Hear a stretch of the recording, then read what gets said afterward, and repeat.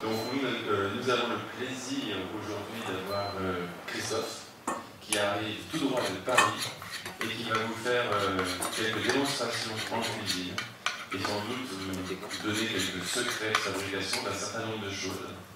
Alors profitez-en bien, regardez bien, parce que ce n'est pas tous les jours qu'à l'école vous ferez des leçons avec du chocolat. Et Christophe, un grand merci à vous et puis bon courage pour toutes ces sessions d'élèves qui se succéderont jusqu'à midi et demi. Voilà, c'est bon, vous m'entendez? Bien, bonjour à toutes et à tous, effectivement. Alors, on va parler, comme on vous a dit, de quelque chose que vous connaissez bien, qui est le chocolat. Alors, je me présente, d'abord, avant de continuer. Moi, je ne sais pas qui vous êtes, vous ne savez pas qui je suis non plus. Alors, je vais vous dire rapidement qui je suis. Moi, je ne suis pas cuisinier. Enfin, pas cuisinier professionnel. Je suis chercheur. Chercheur, ou on dit aussi scientifique. Parce que des chercheurs, il y a des chercheurs qui font de la recherche en sociologie, en littérature, en tout un tas de choses, en géographie, en histoire. Moi, je fais de la recherche en sciences. Alors, vous allez me dire, quelle science? Eh bien, un peu un mélange. Je fais un peu de biologie dans le laboratoire, on fait beaucoup de biologie, je fais beaucoup de chimie aussi, un peu de physique.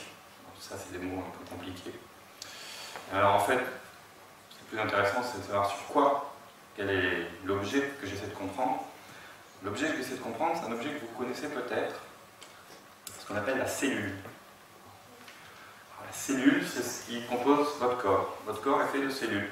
Votre peau, c'est fait de cellules de peau. Votre estomac, il est fait de cellules d'estomac. Votre cerveau, il est fait de neurones. Vous avez peut-être entendu le mot neurone, c'est des cellules qu'il y a dans le cerveau. Ça, c'est des choses que moi j'essaie de comprendre au laboratoire. Et mon laboratoire, il est dans un endroit assez connu à Paris, qui s'appelle le Jardin des Plantes. Et le Jardin des Plantes, quand vous y allez, vous trouvez un endroit, des bâtiments. Et tout ça, c'est ce qu'on appelle le Muséum national d'histoire naturelle. Est-ce qu'il y en a qui ont déjà été visiter à Paris le Jardin des Plantes? Le jardin, ceux qui ont déjà vu.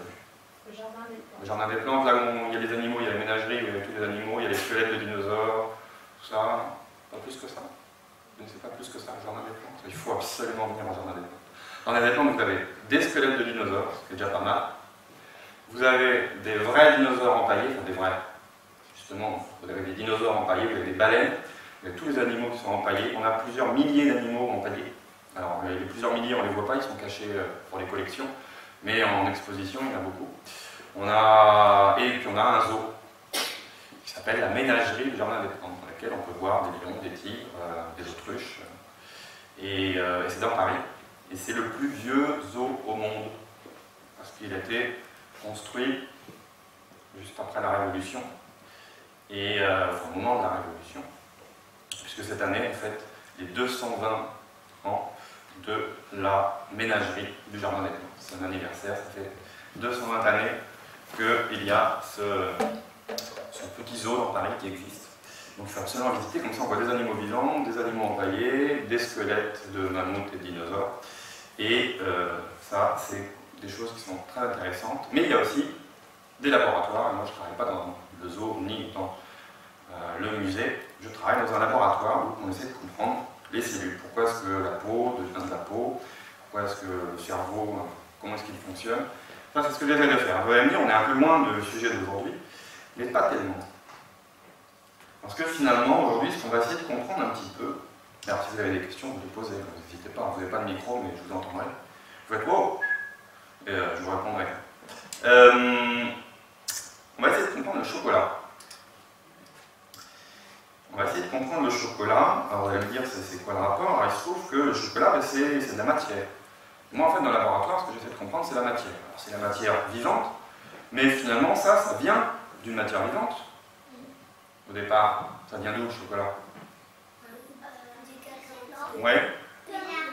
De l'arbre, donc c'est vivant, là. Oui, Le cacaoyer, exactement. Au départ, ça vient d'un arbre, donc ça vient de quelque chose de vivant. Et qu'est-ce qui se passe alors? En fait, pour aller de l'arbre jusqu'au chocolat, il se passe quoi? Est-ce que vous avez une idée? Il qu'on fait avec Oui. les fruits qu'il y a dans le cacaoyer? On écrase. Ouais, ça c'est un peu vers la fin, on écrase. Avant d'écraser, il faut faire d'autres choses. Alors, Quels sont les fruits qui poussent dans le cacaoyer, les enfants? Iwana? Des cacao.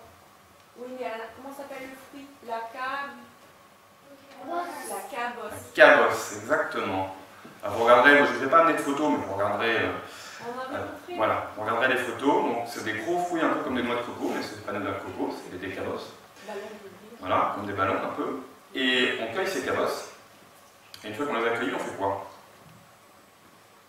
On les écrase. Ah, Qu'est-ce qu'il faut faire? pas tout de suite. Qu'est-ce qu'il faut faire? Oui, Apolline? On ouvre. Et qu'est-ce qu'on trouve à l'intérieur quand on ouvre une cabosse? J'aime. Des cacao. Du cacao, pas exactement comme ça qu'on l'appelle. Marc? Des graines de cacao. Des graines, on appelle ça des fèves, effectivement. C'est comme des, mais ce sont des graines, tu as raison, plus d'un point de vue botanique. Et donc on trouve des fèves de cacao, donc c'est des, ça ressemble à de très très gros grains de café. Et puis il y a quelque chose de blanc qui entoure tout ça, on appelle le mucilage. C'est un peu compliqué tous ces mots-là. En fait quand on ouvre, c'est presque un peu comme quand on ouvre une orange aussi. Vous voyez une orange, il y a quelque chose de blanc un peu autour. C'est un peu la même matière. Quand on ouvre la fève de cacao, il y a un truc un peu blanc, comme du coton un peu, mais un peu solide. Et puis on a des fèves à l'intérieur. On ouvre tout ça, et c'est la première chose que vont faire les gens quand ils ramassent ces fèves-là. Eh bien, ils vont les laisser comme ça, ouverts, au soleil, éventuellement avec des feuilles de bananier, ou peut-être une préparation qui est faite, ça c'est dans les pays tropicaux, on récupère, dans les pays chauds, on récupère le cacao. Et ils vont laisser ça plusieurs jours pour faire ce qu'on appelle fermenter. Ils vont faire ce qu'on appelle une fermentation, c'est comme ça qu'on fabrique le vin, c'est par fermentation. On fabrique la bière, on fabrique beaucoup de choses en faisant fermenter. C'est-à-dire que le fruit il va un peu pourrir en fait. C'est vraiment comme s'il pourrissait. Et là c'est fait exprès. On veut qu'il pourrisse pour donner du bon goût. Oui. Maman, une fois, elle a fait du vin. Elle a fait avec Du vin à la fève, bah oui. Ben voilà, le vin en fait, quand on fait du vin, c'est un peu comme si on faisait pourrir du raisin. C'est ce qu'on fait. Alors ça paraît pas sympathique comme ça, mais c'est fait exprès parce que ça permet de changer les arômes. Parce que si un jour vous avez la chance de pouvoir ouvrir une cabosse de cacao, on est déçu, parce qu'on se dit ouais, ça va être du chocolat, et puis ça sent rien. Et puis quand on goûte, c'est horrible. Absolument horrible. C'est très très amer, on a envie de recracher, c'est dégoûtant. Alors on va pas se dire qu'on va même pas faire grand chose avec ça. Alors heureusement, les hommes ont inventé, comme ça il y a tout un tas de produits avec lesquels on a inventé des stratagèmes, des manières d'en faire quelque chose de bon. Alors cette cabosse de cacao qui a priori n'a pas d'intérêt à manger comme ça, et bien donc on la laisse pourrir d'abord, et puis une fois que ça a commencé à pourrir, on sent qu'il y a des odeurs qui commencent à se dégager, il y a une transformation qui se fait. Une fois que ça a un peu pourri, pour pas que ça pourrisse trop non plus, on va faire sécher. Alors on fait sécher, on laisse au soleil pour enlever toute l'eau. Et puis donc ça va devenir sec. Une fois que c'est sec, on va prendre les graines qui sont un peu pourries, un peu séchées, et on va les emmener à l'usine cette fois-ci. Et à l'usine où on fabrique le chocolat, la première chose qu'ils vont faire, c'est qu'ils vont les chauffer. Ce qu'on appelle torréfier. Torréfier, c'est un mot un peu compliqué. La torréfaction, ça va justement, en fait, on fait griller les graines de cacao. Et là, ça commence vraiment à sentir bon. Et ça, c'est quelque chose, cette odeur de torréfaction, c'est aussi celle qu'on utilise, on fait torréfier le café aussi. C'est pareil, le café, tout ce que je vous raconte là, ça serait presque prêt pour le café. C'est aussi quelque chose qui ne sent pas beaucoup, qu'on ramasse dans les arbres, hein, mais en faisant sécher, fermenter et griller, en fait, la bonne odeur de café, c'est à ce moment-là. Mais pour le chocolat, c'est pareil. Et donc cette bonne odeur de chocolat, on commence à l'avoir quand ça commence à griller comme ça. Quand vous faites griller votre pain le matin, c'est pareil. Le pain frais, bon, ça sent le pain frais, c'est pas beaucoup d'odeur. On met dans le grille-pain, dans toute la maison, ah, tu es en train de faire griller du pain. Et bien c'est exactement ça, c'est tout à coup il y a des odeurs qui se dégagent, des odeurs de grillé. Et bien c'est exactement ce qui se passe avec le chocolat, avec le cacao. On n'en est pas encore au chocolat. Et ces fèves de cacao, quand elles sont bien grillées, là on a fini la préparation de la fève de cacao. Et maintenant, on va tout écraser. Et donc il y a des grosses machines qui écrasent les fèves de cacao, ça écrase, et ça fait une espèce de pâte. Ce qu'on appelle une pâte de cacao. Et là, ça commence vraiment à ressembler à du chocolat. Oui, il y a une question? Mais dans ah, comment on fait les dessins sur le chocolat, tu vas voir, ça va venir juste après, parce que c'est vrai que c'est important les dessins sur le chocolat. Je suis d'accord avec toi. Par exemple, je vais te montrer qui sont posés là. Effectivement, c'est extraordinaire. Regarde, il est marqué Midar sur ce chocolat. Ah, on va se rapprocher un peu. Ah, faut pas que je me rapproche trop parce qu'il y a une interférence avec quoi d'ailleurs. Ah, c'est le micro qui. Pas d'autre micro ici pourtant. Ah, voilà. Et effectivement, il y a non seulement il y a quelque chose de marqué, mais en plus il y a une forme très particulière de ce carré de chocolat. Alors pour en arriver là, donc j'en ai fait avec graines, on les écrase, on fait une pâte qui n'a pas de forme, comme une pâte finalement qui ressemblerait un peu à ça. J'ai préparé le carnet en fond un peu de chocolat, on a une espèce de pâte. Alors la pâte, elle ne ressemble pas vraiment à ça. Bon, mais voilà, on pourrait dire que c'est un peu quelque chose comme ça. Donc qu'est-ce qu'il y a là-dedans? On a une espèce de mélange. Alors ça, on pourrait le manger. Enfin, pas ça, mais la pâte de cacao qu'on fait dans l'usine, on peut la manger et là, on est très déçus. Parce que, bah, c'est un peu amer, acide, ça a du goût de chocolat, on sent cacao, mais il manque un truc. On n'a pas l'habitude de ça. Quand on mange ça, c'est un peu sévère, un peu dur à manger. Alors, quand on fait cette machine qui écrase, en même temps qu'on écrase le cacao, on va rajouter des choses dedans. Et est-ce que vous savez ce qu'on va rajouter? Oui. Ah, vas-y. Du lait. On peut rajouter du lait pour faire du chocolat au lait. Et aussi Du blé. du blé, surtout pas. Ah non, non, pas du blé. Chocolat au lait. Oui. Du sucre. Très bien. On va rajouter du sucre. J'en ai là. On rajoute du sucre toujours dans le chocolat. Dans le chocolat que vous achetez, on rajoute toujours du sucre. Qu'est-ce qu'on rajoute d'autre? Du Ouais. lait. Non, du lait. Oui, enfin, du lait, on peut seulement si on veut faire du chocolat au lait. Là, celui-là, chocolat noir, pas de lait. Il y a du cacao qu'on a écrasé, du sucre et. Il faut mettre de l'huile. Ah, est-ce qu'il faut mettre de l'huile? C'est une très bonne question, ça, une très bonne remarque. Est-ce que vous pensez qu'on met de l'huile? Oui. Qui pense qu'on met de l'huile? Levez la main ceux qui pensent qu'on met Ah, je crois que oui. Qui pense qu'on met pas d'huile? Non. Eh bien, c'est génial parce que vous avez tous raison. C'est parfait, hein? Alors, comment est-ce que vous pouvez avoir tous raison? Vous pouvez avoir tous raison parce qu'en fait, on peut mettre de l'huile. En fait, ça dépend du pays. Il y a des pays où on a le droit de mettre de l'huile, des pays où on n'a pas le droit de mettre de l'huile. En France, on n'a pas le droit de mettre de l'huile dans le chocolat. En Roumanie, on a le droit de mettre de l'huile dans le chocolat. Donc, dans celui-là, on va regarder les ingrédients ensemble. Il est possible, effectivement, qu'il y ait de l'huile. En France, interdit. Pourquoi? Pourquoi?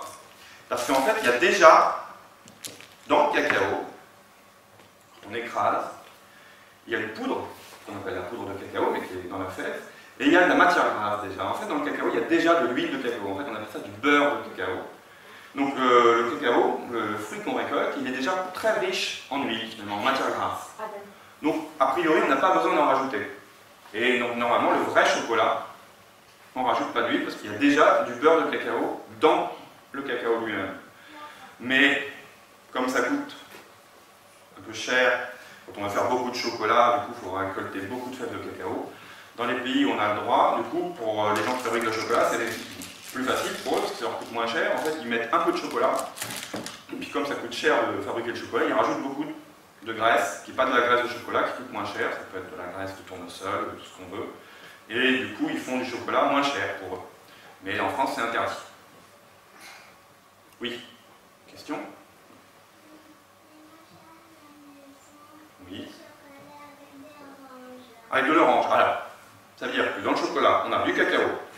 Oui, toujours. Du sucre, toujours aussi. Quand vous achetez du chocolat à tablette, il y a toujours du sucre. De l'huile, de temps en temps éventuellement, ça dépend du pays. Donc ici, oui, on en a sans doute. Donc des oranges, oui, mais en fait, c'est comme le lait. Le lait si on veut du chocolat au lait. Des oranges si on veut du chocolat à l'orange. Du lait et de l'orange si on veut du chocolat au lait à l'orange.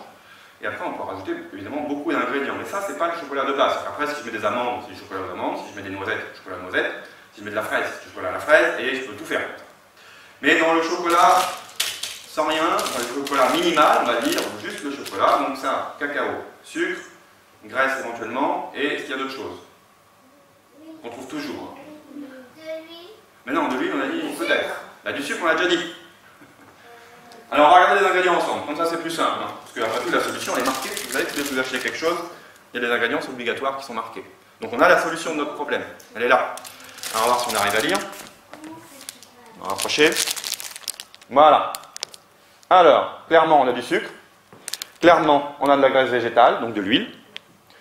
On a... Alors c'est marrant parce qu'il y a deux choses.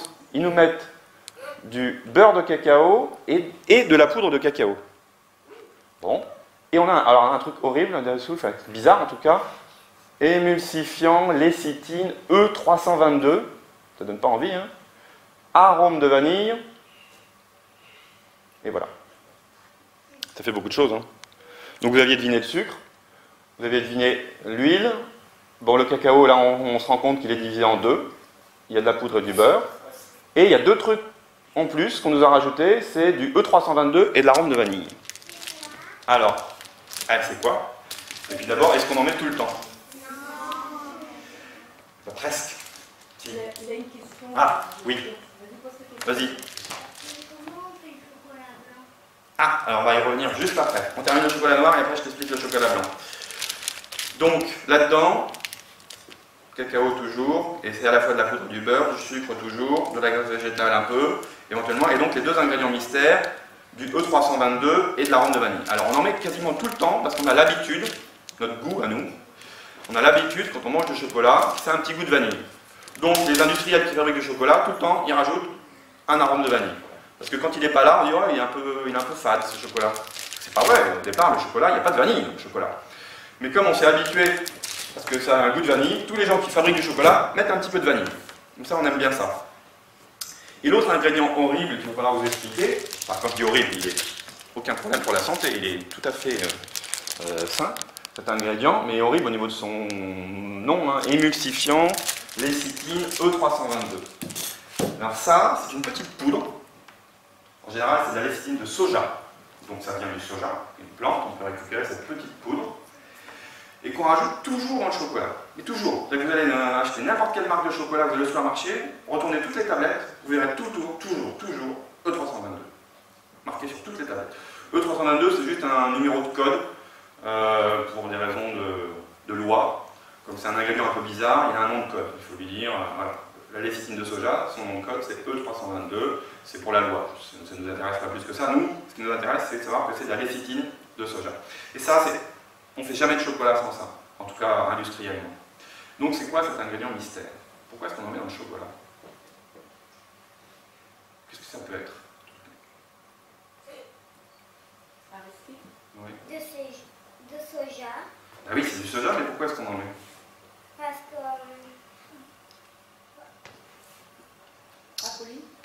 c'est bon. Non, mais alors c'est pas parce que c'est bon qu'on en met on peut goûter la lécithine de soja, ça n'a aucun goût. Et puis on en met très très peu, on en met moins de 1%. C'est-à-dire qu'on en met une petite pointe dans un gros bol de chocolat. Donc c'est juste quelque chose, on en met un tout petit peu. Alors c'est ce qu'on appelle, je vais vous montrer. Ça, c'est de l'huile. Bon, donc on a vu qu'il y en avait dans le chocolat, en tout cas dans ce chocolat-là. Mais même s'il n'y en avait pas, on pourrait dire c'est du beurre de cacao. Dans sa tête, on imagine. C'est de la matière grasse, c'est du beurre de cacao. On a vu que dans le chocolat, il y avait aussi du sucre.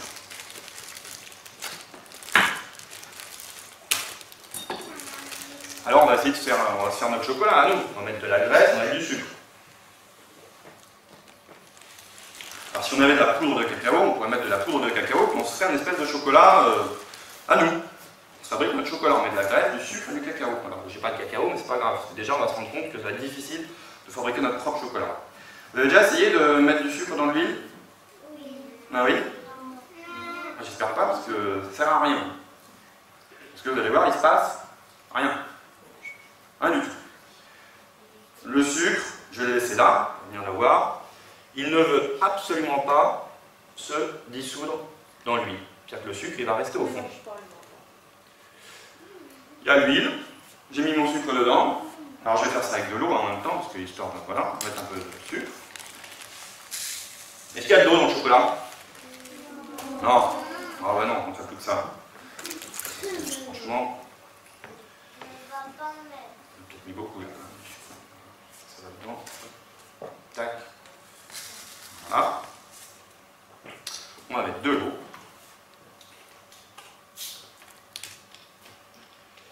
Et on va attendre. On verra tout à l'heure ce qui se passe.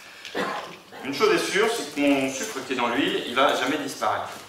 C'est-à-dire qu'à la fin, j'enlèverai l'huile et au fond, il y aura le sucre. Et ici, vous verrez, d'ici quelques minutes, le sucre il va disparaître. Alors, il ne va pas disparaître complètement, en fait, il va, ce qu'on appelle se dissoudre. Donc, l'eau va capter le sucre et ça va faire de l'eau sucrée. Là, ça ne fera pas de l'huile sucrée. Jamais. Le sucre ne veut pas aller dans l'huile. Donc, je ne peux pas mélanger du sucre et de l'huile. Ça ne marche pas, juste. Le sucre, toujours, il se sépare. Tandis que le sucre et l'eau, ça veut bien se mélanger. Et le sucre, il va aller. Bon, il y en a de moins en moins, là. J'ai du mal à en récupérer. Il a, comme s'il avait disparu. Mais c'est juste qu'il s'est mélangé avec l'eau. Et du coup, j'ai un mélange d'une eau sucrée. Alors ça pose un vrai problème pour les gens qui fabriquent du chocolat, parce que dans le chocolat, il y a plein d'huile. Mais aussi, on va mettre du sucre, parce qu'il faut que ça ait le goût du sucre. Mais à la fin, ce qu'on veut, c'est quelque chose qui soit mélangé. On ne veut pas avoir de l'huile qui flotte sur le chocolat avec des morceaux de sucre au fond. C'est pas bon ce chocolat-là. Mais là, il est complètement mélangé. Donc, moi, je ne vois pas l'huile, je ne vois pas le sucre. Tout est ce qu'on appelle émulsionné, c'est un mot compliqué pour dire bien mélangé.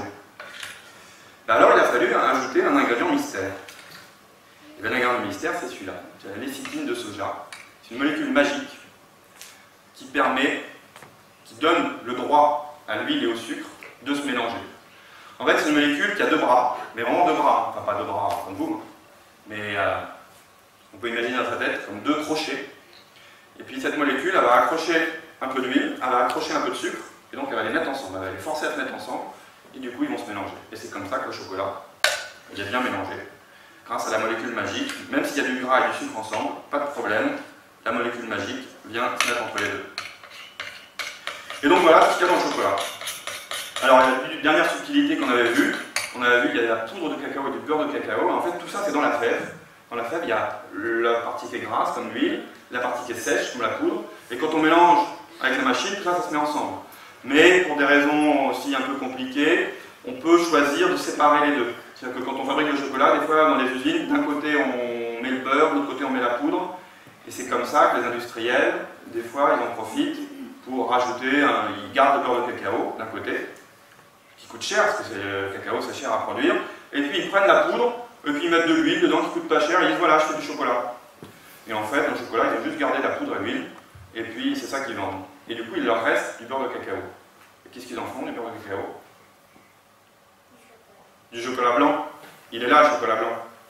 Le chocolat blanc, c'est le beurre de cacao.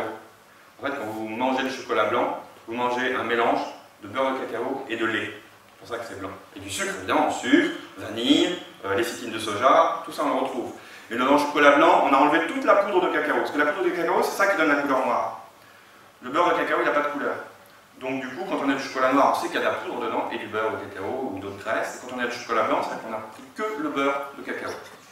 Alors maintenant que vous avez tout ça, on va falloir quand même que vous cuisinez un peu, parce que maintenant vous commencez à mieux connaître le chocolat. Le chocolat, on peut faire plein de choses avec. Vous avez déjà cuisiné avec le chocolat? Oui. Faire des gâteaux.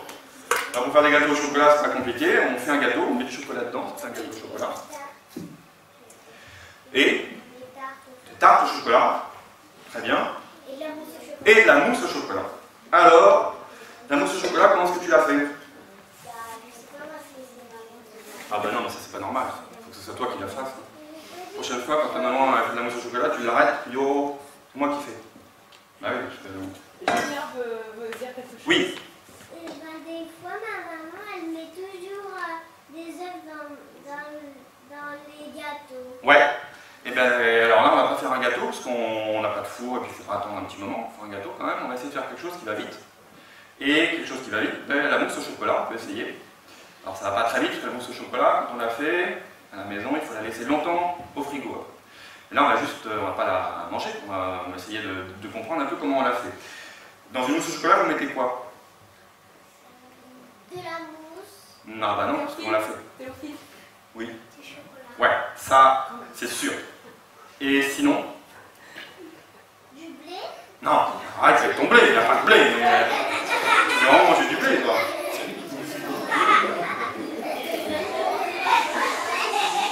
Alors, hey, si on veut de la mousse, qu'est-ce qu'on prend pour faire mousser? Est-ce que le chocolat, ça mousse? Non, bah alors? Bah, on peut mettre du sucre, oui, si on veut, mais on n'est pas obligé. Oui. Avec le micro. Non, du lait, on n'est pas obligé. On peut. Des œufs. Oui. Ah oui, j'avais dans la main. Hein. Vous voyez, un œuf. Bon, et bien, à la mousse au chocolat, au minimum, on prend des œufs, du chocolat et on peut faire la recette. On n'a pas besoin d'ajouter autre chose. La vraie recette de la mousse au chocolat, c'est juste du chocolat, des œufs. Alors, l'intérêt de l'œuf, c'est quoi l'intérêt de l'œuf? Pourquoi ça va nous permettre de faire une mousse au chocolat, un œuf? Emma?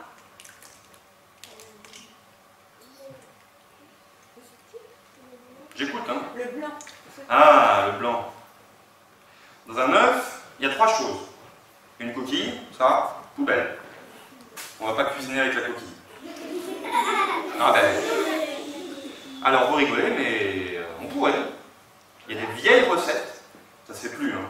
Des vieilles recettes où les gens mettaient la coquille d'œuf dans du vinaigre pour récupérer le calcium, c'est un peu comme la coquille, c'est comme du caillou. Et en la mettant dans du vinaigre, on fait un peu un vinaigre au caillou. Et ça, on mettait ça dans les confitures. Ça faisait des confitures très fermes. Mais ça peut être toxique aussi.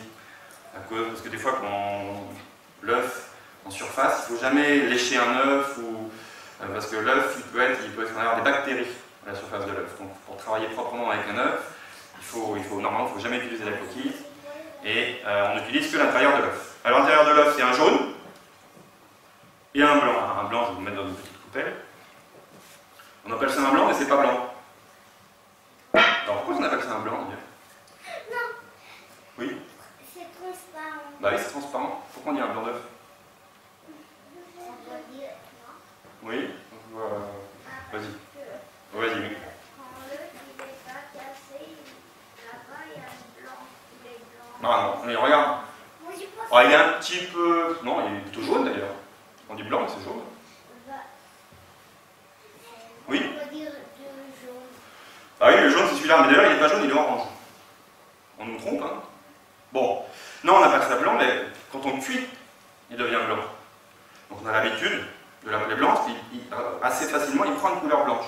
Là on va pas le cuire, on va faire autre chose qui va lui donner une couleur blanche. Mixer. On va le remuer, on va le mixer. On va le faire. C'est quoi ça? Un fouet. Alors on va le quoi? On doit mélanger. Si c'est un fouet, on fait quoi? On va le fouetter. Ben oui, on va le fouetter.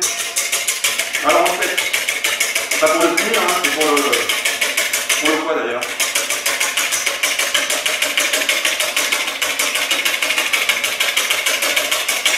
Qu'est-ce qui se passe quand on fouette un blanc d'œuf? À part que ça fait du bruit.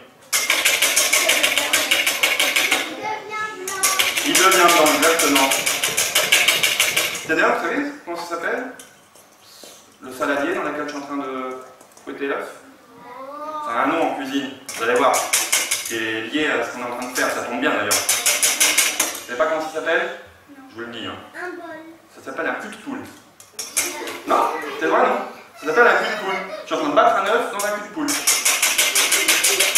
C'est le vrai nom. Les cuisiniers disent jamais passe-moi ton saladier. Ça, c'est le gars, il regarde, c'est quoi? Tu veux voir? Ah, un cul de poule, voilà.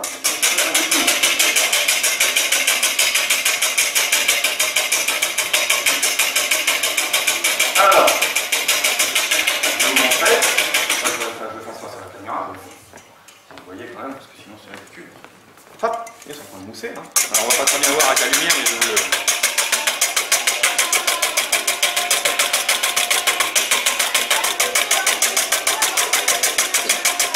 Ça bien blanc, vous voyez?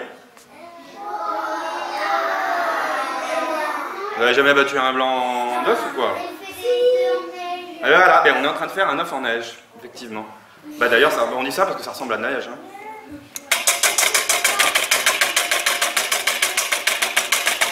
Alors, une fois que c'est bien battu, ce qui est marrant, c'est qu'une fois que c'est bien battu, effectivement, ça ne coule plus, ça ne veut plus couler. Ça tombe pas. Alors, c'est marrant parce que c'est quand même, au départ, c'était liquide, et maintenant le liquide, il ne veut plus tomber. Parce que la mousse, vous voyez, ça tombe pas. La mousse, elle est presque solide en fait. Voilà. Donc là, on a fait de la mousse. Bah alors, c'est facile. Si on a fait de la mousse et qu'on a du chocolat, on met le chocolat dans la mousse. On a donc une mousse au chocolat. Ça, c'est la manière de faire la mousse au chocolat normale. Alors vous allez me dire, mais c'est dommage, on va gâcher un jaune d'œuf. Alors ce qu'on fait des fois, c'est qu'on met le jaune d'œuf dans le chocolat. Le jaune d'œuf, c'est pas mal de gras. Ça va pas gêner le chocolat. On mélange l'œuf, le chocolat, et l'œuf avec le chocolat qui a été bien mélangé, on le met dans la mousse. Et à la fin, on a une mousse au chocolat avec tous les œufs. Donc comme ça, et ça on met au frigo longtemps. 4 heures au frigo pour que la mousse prenne bien. Alors là, ce qu'on va faire aujourd'hui, et pour terminer, parce qu'il faut quand même aller vite, je vais avoir besoin de la glace du coup, qui vont les glaçons. Les glaçons. Ouais. Ce qu'on va faire quelque chose de nouveau, parce que ça c'est pas nouveau, c'est la mousse au chocolat, vous la faites à la maison. Alors je vous dis la recette.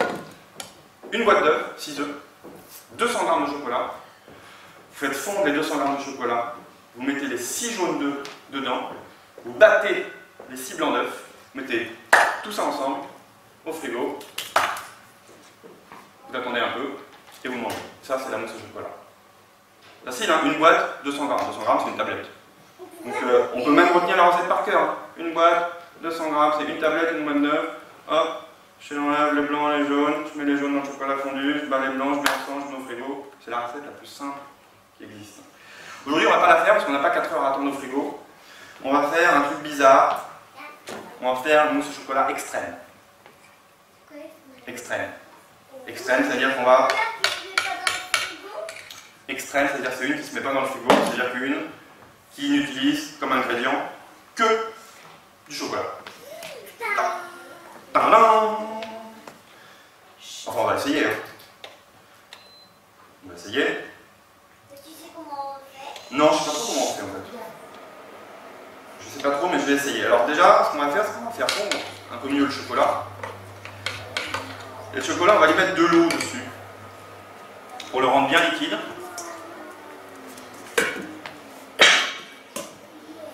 Et on va le fouetter comme le blanc d'œuf. Et vous allez voir ce que ça fait.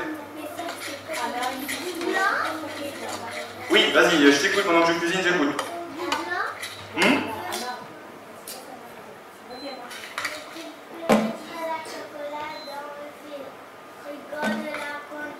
Ah oui, on va mettre un mousse au chocolat dans le frigo de la cantine, oui c'est vrai. Là, t'as envie de manger une mousse au chocolat, toi. Et bon, là, comme il ne reste pas beaucoup de temps, il nous reste pas 10 minutes, c'est ça? Oui, 10 minutes, alors il va falloir aller très vite pour faire notre mousse au chocolat. Vous allez voir. Et en fait, ça ne va pas s'appeler une mousse au chocolat. Ah ah. Bah oui, parce qu'on appelle. Là, ce que je vous ai montré, on appelle ça une mousse au chocolat, parce qu'on a fait une mousse. On a pris du chocolat, et on a mis du chocolat, enfin on aurait pu, si on avait terminé la recette, mettre du chocolat dans une mousse. Donc c'est une mousse au chocolat. Mais là, on ne va pas faire une mousse, on va faire mousser le chocolat lui-même. Donc si on était rigoureux, ce que font les cuisiniers, on devrait appeler ça une mousse de chocolat. Ben, parce que c'est le chocolat lui-même qui mousse. Enfin, on espère. Dès que j'aurai fini de faire fondre, on se rallume. Tac, tac, tac, tu veux plus? Voilà, c'est bon. Tac. Et en fait, ce qu'on va faire pour faire cette mousse, c'est exactement ce que vous faites. Enfin, ça ressemble beaucoup à ce que vous faites quand vous faites, et j'espère que vous faites de la chantilly. Est-ce que quelqu'un a déjà fait de la chantilly? Comment est-ce que tu fais de la chantilly? Tu mets pas de blé, hein, j'espère, dans ta chantilly. Non? Alors vas-y, comment tu fais de la chantilly? qu'est-ce que tu mets dans la Comment est-ce qu'on fait de la chantilly?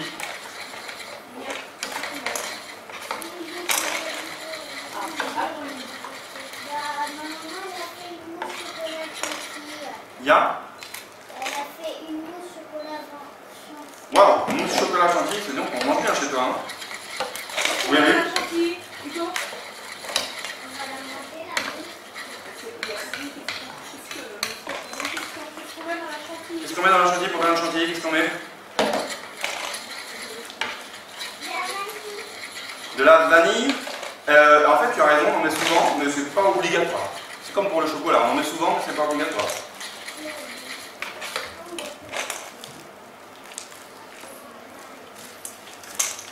On met de la crème et du sucre. Et là, je vais mettre de l'eau dans mon chocolat. Et je vais obtenir quelque chose. Quelque chose de bizarre. Il n'y a rien de spécial pour l'instant. Voilà, mince. Voilà, j'avais pas vu mon fouet, il y avait un peu de blanc d'œuf, donc je vais avoir un tout petit peu de blanc d'œuf, mais c'est pas très gênant, il va disparaître. Donc là, ce que j'ai fait, c'est que j'ai fait fondre du chocolat, comme je vous l'ai montré tout à l'heure, et j'ai rajouté de l'eau. Parce que le chocolat, vous l'avez vu, quand je vous l'ai montré, c'est pâteux, hein, ça s'écoule pas très bien, c'est un peu visqueux. Ça fait un peu quelque chose de très épais. Donc là, je vais vous montrer quelque chose, grâce à l'eau que j'ai rajoutée, c'est beaucoup plus liquide. Vous allez voir. Sauf que j'ai oublié de mesurer d'ailleurs combien j'en ai mis, donc on verra bien ce que ça donne. On est un peu, on fait la cuisine un peu comme ça, là, un peu salement d'ailleurs, vous voyez, on n'est pas très rigoureux. Pas très grave, c'est juste pour vous montrer, dans sa cuisine, on est censé travailler beaucoup plus proprement que ça. Alors, je vais vous montrer ce que ça donne. Vous voyez, ça fait du chocolat fondu, mais très liquide. Je vais vous montrer, j'attends qu'il... Ah, ça c'est cool. Alors là, le petit morceau, vous voyez, c'est un morceau, vous voyez, le morceau qui tombe là, c'est un morceau qui n'est pas complètement fondu. Mais le reste, il est fondu. Ça devient de plus en plus noir. Ça devient de plus en plus noir, oui, mais ça c'est juste parce qu'il est plus liquide, on voit mieux. Voilà, ça c'est cool. Pas comme de l'eau, on sent que c'est pas tout à fait comme de l'eau, mais déjà parce que c'est noir. Mais voilà, on a fait du chocolat fondu et très liquide. Alors ce truc-là, ben, comme ingrédient, encore une fois, c'est bon, c'est du chocolat et de l'eau, mais l'eau ça compte pas, c'est à peine un ingrédient, l'eau ça n'a pas de goût. Donc ce qu'on va le mettre, on va le mettre dans un... Non! Non! Dans un cul de poule, oui. Dans un cul de poule, tout à fait. Est-ce qu'on peut goûter? Oh là là. On va voir, hein. Je verse mon chocolat fondu dans mon cul de poule. Et je vais le faire refroidir. Parce que j'ai mis de la glace dessous. Voilà. Et je fouette. Comme si c'était de la chantilly. Imaginez dans ma tête, je me dis ça c'est de la crème, parce que quand on fait de la chantilly, on fait de la crème. Alors je vais vous montrer après ce que ça donne. Hein. Donc je fouette ma crème. Dans la glace. Et quand vous faites ça à la maison, quand vous faites de la chantilly, vous faites comme ça, vous mettez de la crème dans un bol, un peu de sucre, mettez sur de la glace, et vous fouettez. Et qu'est-ce qui se passe quand on fouette de la crème sur la glace? Ben, ça fait de la chantilly, c'est-à-dire que la crème elle devient un peu pas solide, mais bien mousseuse. Elle s'écoule plus très bien, comme quand on fouette un blanc d'œuf. Voilà. Voilà, je suis obligé d'ajuster, parce que comme je n'ai pas trop mesuré, j'ai l'impression qu'il y a un tout petit peu trop de... Normalement, il faut peser. Hein. Alors quand vous faites ça à la maison, il faut peser exactement la même quantité d'eau que de quantité de chocolat. Mais là, j'ai dû mettre un peu trop de chocolat et pas assez d'eau, parce que je vois que c'est quand même un peu pâteux. Et on fouette. Alors là, il faut être patient. De toute façon, en cuisine, il faut être patient. Il faut fouetter jusqu'à ce que ça se mette à mousser.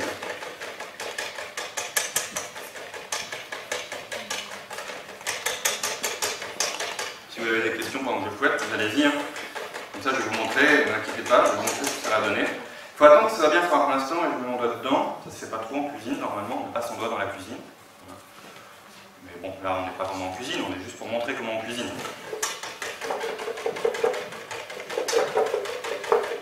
Que à la maison, on fait ce qu'on veut, on peut mettre son doigt dans la mousse au chocolat. Pas de raison d'arrêter. Qu'est-ce qu'il y a comme ingrédient dans la chantilly d'ailleurs, normalement? À part la crème. Il y a autre chose que la crème ou pas? De la vanille, on a dit peut-être, sinon du sucre, oui. Au minimum, dans la chantilly, il y a de la crème et du sucre. S'il n'y a pas les deux ingrédients, c'est pas de la chantilly. Si c'est juste de la crème, ça s'appelle de la crème battue. Mais avec du sucre, ça s'appelle de la chantilly. Et avec de la vanille aussi, ça s'appelle du chantilly à la vanille. Mais du coup, alors, je fouette. Oh, on sent que ça devient dur à fouetter. Hein. Ça devient ce qu'on appelle visqueux, un peu comme le miel. Vous savez, c'est pas facile.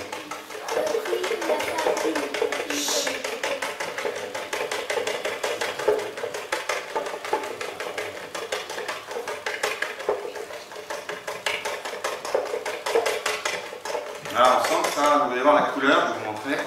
La couleur ça devient moins noir justement, vous allez voir. Je pense qu'à la fin de la journée, j'aurai du chocolat plein ma chemise, c'est pas grave. C'est exprès. Vous allez voir la couleur. Ça devient, bon là on voit s'écoule encore. Hein. Mais ça commence à avoir du mal à s'écouler. Ah oui, là, ça devient vraiment difficile.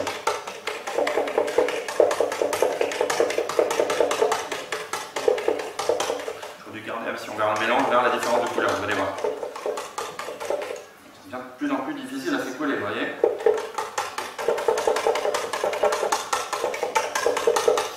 Voilà, on va l'enlever de la glace, parce que plus on le met dans la glace, plus c'est difficile à battre. Voilà. Vous allez voir, ça tombe, ça s'écoule très très mal. Alors, je vais montrer sur une cuillère, on va voir la différence de couleur. Voilà. Alors, vous allez voir la différence de couleur. Je vais vous montrer dans un petit bol. Ça, c'était le chocolat tout à l'heure. Vous voyez, c'est là. On va le faire tomber. Hop. Voilà, très très noir. Et ça, c'est le nouveau chocolat. Hop, hop, hop, hop, hop, hop, hop. Regardez. Il s'écoule encore, mais il a un peu de mal. Un peu comme un chocolat qui est devenu moins liquide et qui surtout qui est plus clair. Mais ça, vous voyez la différence. Hop. D'un côté, on a un chocolat qui est vraiment liquide, qui est le chocolat de début. Et ça, c'est le chocolat qu'on a à fouetter. Il est, alors, on ne voit pas très bien la couleur, c'est plus brillant, vous voyez, c'est brillant et noir. Là, c'est un peu clair. Et ça s'écoule beaucoup moins bien. Et ça, ben, c'est le chocolat. Alors, pourquoi il est devenu plus clair? Parce que dedans, il y a plein de bulles d'air. Et le fait de mettre plein de bulles d'air là-dedans, ça fait que ça devient plus clair. Et si on a mis du bulles d'air dans le chocolat, c'est qu'on l'a fait mousser. Et bien ça, c'est ce qu'on appelle une mousse de chocolat, puisque je vous rappelle que dedans, j'ai mis rien d'autre que du chocolat. Alors, ça a un autre nom. Ça s'appelle aussi le chocolat chantilly. Parce que c'est comme une chantilly, mais avec du chocolat. Donc ça a deux noms, cette recette. C'est du chocolat chantilly. Et vous voyez, c'est facile à faire à la maison. Du chocolat, on le fait fondre, on met autant, on pèse, on met autant d'eau que le chocolat. Là, je ne sais pas vraiment peser. Et on le bat dans la glace. Et vous verrez, alors si vous avez un petit bras, vous prenez un batteur électrique. Mais vous n'avez pas des petits bras, vous avez des gros bras. Donc, il faut fouetter à la main. Toujours mieux fouetter à la main. Un, ça peut faire du sport, et deux, ça ne consomme pas d'électricité. Donc beaucoup mieux. Il y a une question.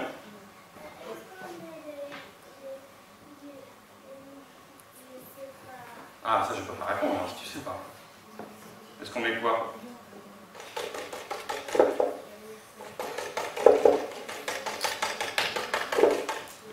Non?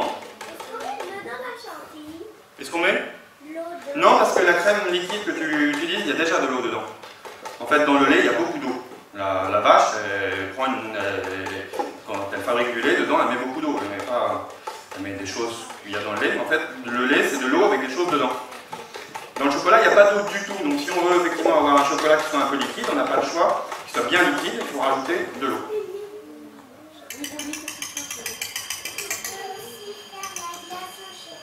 Alors, on va faire la glace au chocolat, tout à fait. Alors, pour faire la glace au chocolat, c'est très facile. Il suffit de mettre ça au congélateur.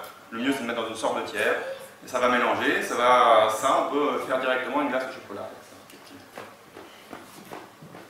Vous avez compris. Alors, ce qu'il y a, c'est que vous allez vouloir goûter. Maintenant, c'est ça le truc. On peut pas mettre dans un récipient Si, et on le fait goûter en classe? Ouais, on va faire ça. Okay. On partage en deux, ce sont les deux classes. Ouais. Vous avez deux récipients et puis... Ouais, ça marche. Vous voudrez une petite cuillère, juste. Alors celle-là, je vous préviens, elle a le même goût, mais elle est un peu liquide. Je m'en suis rendu compte en la faisant, parce que comme vous avez vu, je n'ai pas pesé. Normalement, ça doit être un peu moins liquide que ça, mais ça a le même goût. Je vous la mettre dans un récipient. Ah oui, pas. Ah oui, ce qu'il faudrait, c'est... Bah, vous le faites et oui, voilà. on va en classe. Et exactement, vous savez. tout à l'heure. Je mets ça dans un verre. Ouais. Oui. Je mets ça dans des grands verres. Ouais. Ça va libérer la place. Ça marche. Merci beaucoup. Qu'est-ce qu'on dit?